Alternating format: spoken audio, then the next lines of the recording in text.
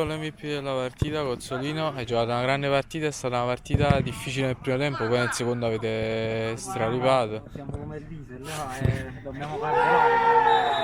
Però complimenti a tutti e anche l'avversario è una squadra molto forte. Cioè, abbiamo un vecchio ricordo con qualcuno che è l'arbitro, ora secondo me è medio parlato. A chi dedichi questa vittoria? La dedico al papà di Federico che è scomparso in questi giorni e a papà.